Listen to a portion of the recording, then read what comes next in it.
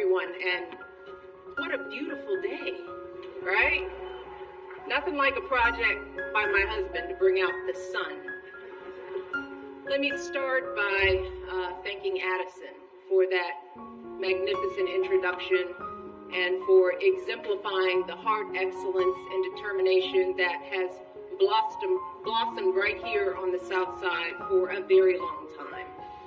I also want to send some love to everyone who made this day a reality. The construction workers, landscapers, designers, the architects, artists, chefs, our staff, our board members, our donors. Barack and I simply cannot thank you enough for the care and brilliance you poured into every square inch of this campus. I also want to recognize all of the elected officials and distinguished leaders from around the city, the state, the country, and yes, the world. Thank you for being here to celebrate with us, especially to all of my fellow formers, to Joe and Jill, George and Laura, Bill and Hillary. Thank you from the bottom of my heart for your service to our country over so many years. And for your constant friendship and support of our family. We love you guys, truly. Oh, to our daughters, Malia and Sasha, who will always be my babies. Even though we're no longer playing hide and seek on the South Lawn with Bo, or hosting sleepovers in the solarium. I see a lot of some sleepover girls here. You both have grown into such brilliant and beautiful young women, making your way out there in the world. Thank you for bringing so much joy and spirit and energy to a life you had no voice in choosing, and for making us proud every step of the way. Love you, babe. Oh, so please indulge me for a moment, because I'm going to take a little time to do something that I know my husband will not do today, and that is to fully sing his praises.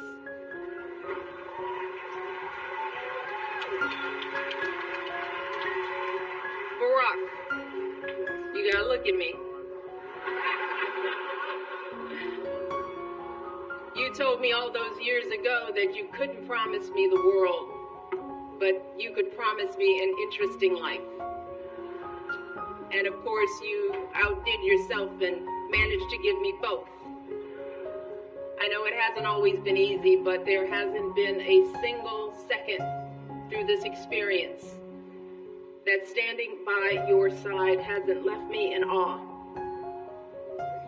8 years in the crucible, and not once did you melt from the heat. Not once did you let it harden you. Instead, you used it to reveal your truest essence, your stubborn optimism and unflinching courage, your dazzling brilliance and unpretentious decency, your ferocious work ethic, and absolutely unshakable moral fiber.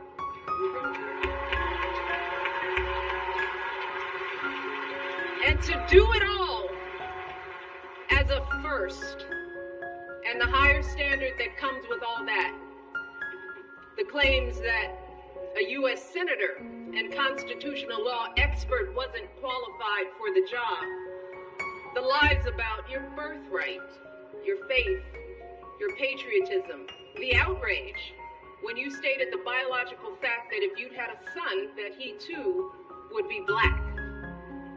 Yet, you were unflappable at every turn, always focused, always calm, always looking at the long view.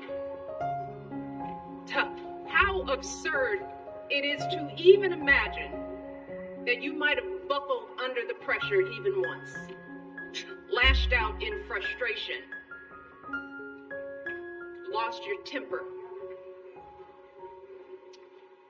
How absurd it is to imagine that you might have done anything but make our family and this entire country proud.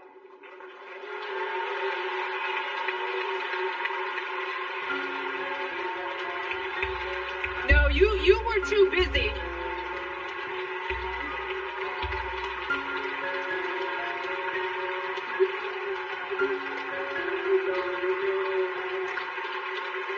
I'm not done, y'all.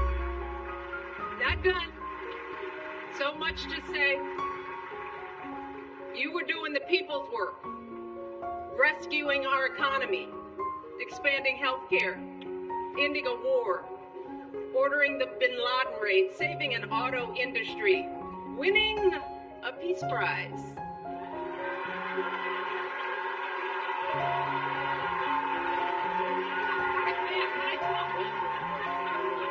Keeping us safe from Ebola, regulating the banks, standing up for marriage equality,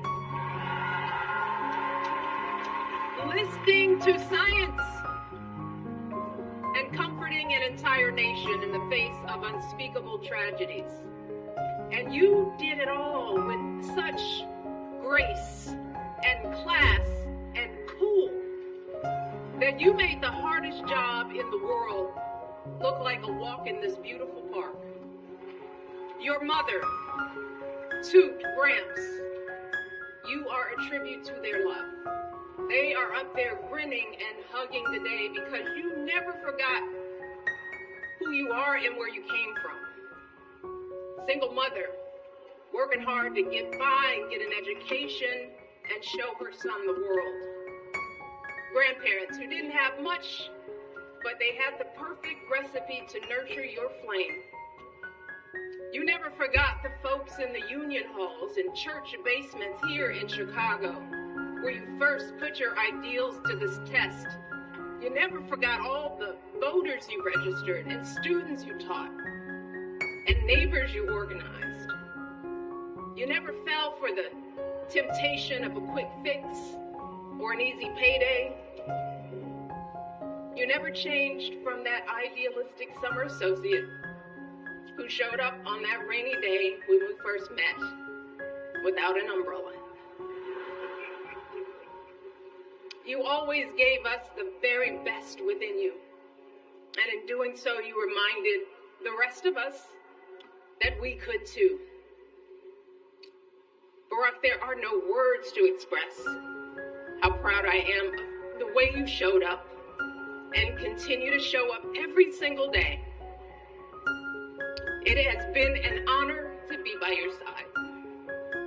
You have made me a better person and have given us all an example that we should strive to emulate. And I hope you know, there is truly no higher calling than that.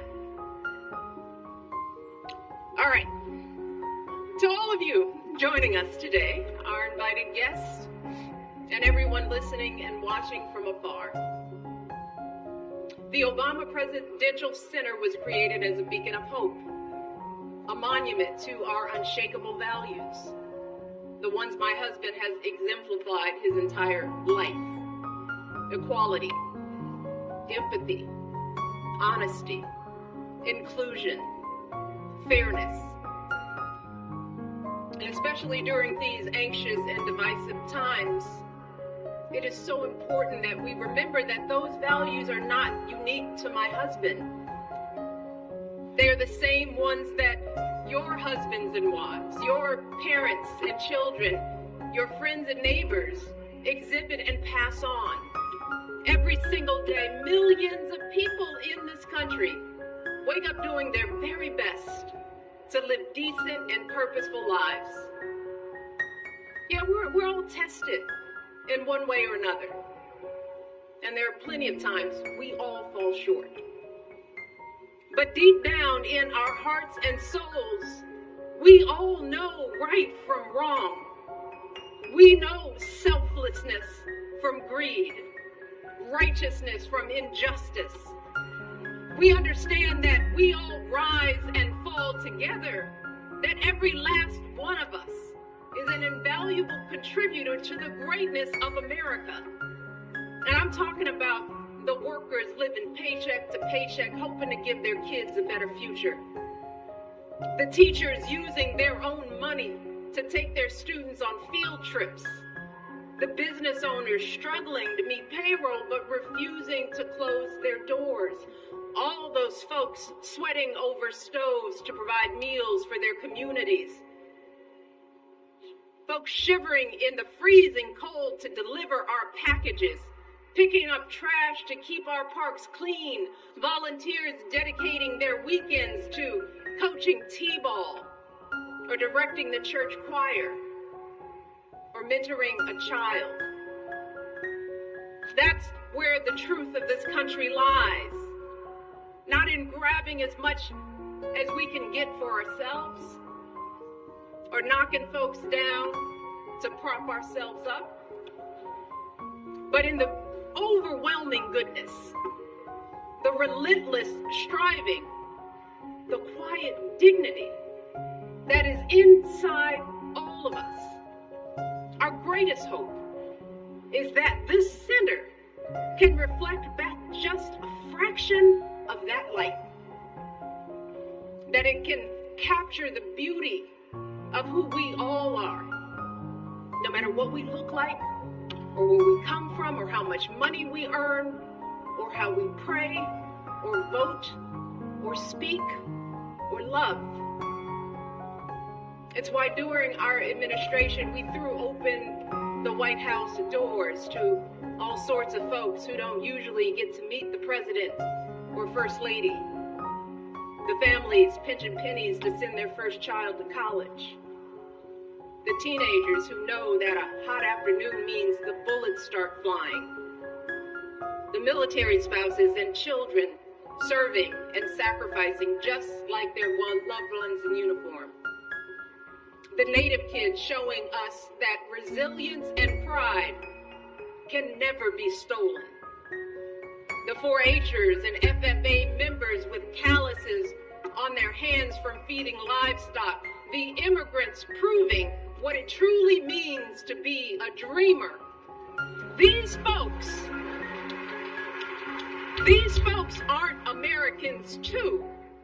They are America. They are the beating heart of this country. They are us and we are them. And to ignore this simple truth, to refuse to respect the contributions and experiences of people who aren't exactly like us, y'all, puts us all at risk. Failing to see the humanity in all people puts us all on a slippery slope. And once that slide starts, there's no telling where it stops. A dangerous precedent that flies in the very face of our faith and of the founding promise of this democracy, that all of us are created equal. That each of us is a child of God with inherent value. And no one, and I mean no one, has the right to sit in judgment of who's American enough.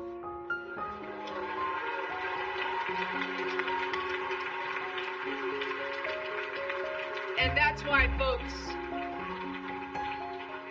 we simply don't have the luxury or time to be cynical or complacent, to wring our hands in despair, to wait for someone else to fix the problem.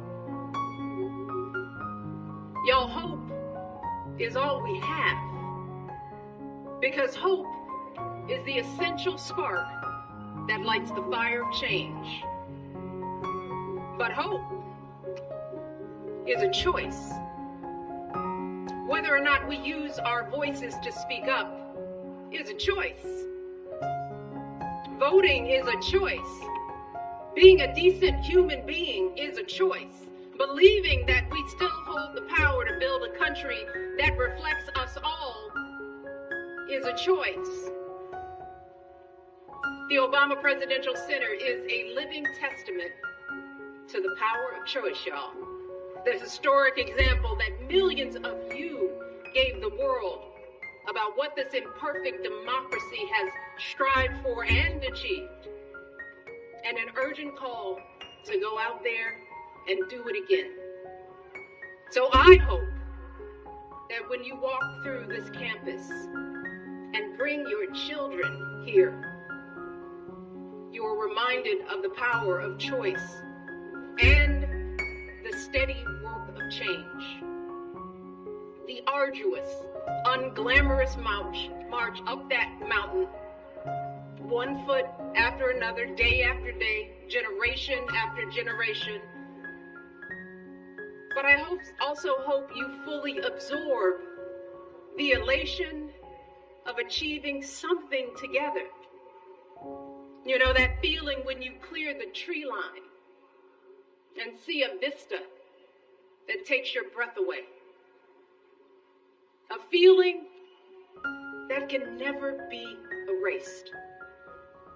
And I know that can be hard to grasp right now, when everything feels so upside down, when fact and fiction run together, when folks seek to stifle speech, limit access to education, devalue diversity, erase the inconvenient parts of our history, when our phones constantly buzz with the latest outrage.